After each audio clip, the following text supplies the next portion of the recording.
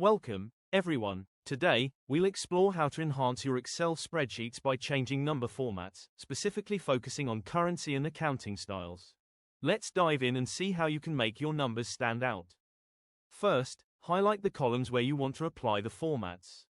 Navigate to the number formatting group. By default, it is set to General. Click the drop-down arrow and select Currency.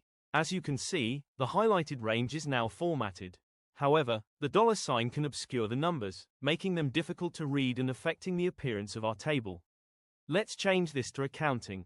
Now, the numbers and symbols are much clearer, more readable, easier to understand, analyze quickly, and visually appealing in our spreadsheet format. To explore more accounting symbols, click the accounting icon, then navigate to more accounting formats. Here, you can adjust the decimal places and change the symbols. Click the Symbols drop-down list, where you'll find various symbols for different countries that you can use in your highlighted range. The list includes over 100 international currency symbols, providing a wide range of options for displaying financial data globally and accurately in various formats. Choose the one you prefer, click it, and when you're finished, click the OK button at the bottom. Now, navigate to the Undo button and click it. Next, go to the accounting icon. Let's select another symbol. Choose the euro symbol and click it. As you can see, our values are now clear and nicely presented.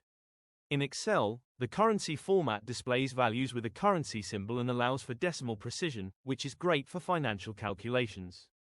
However, the accounting format aligns symbols and numbers neatly, enhancing readability.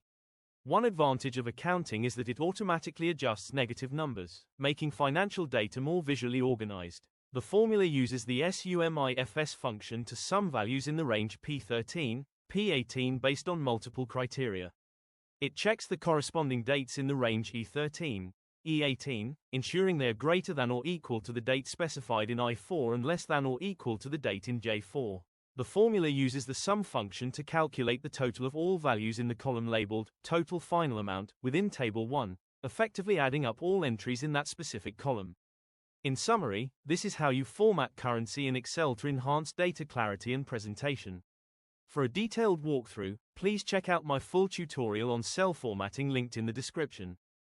Thank you for your support.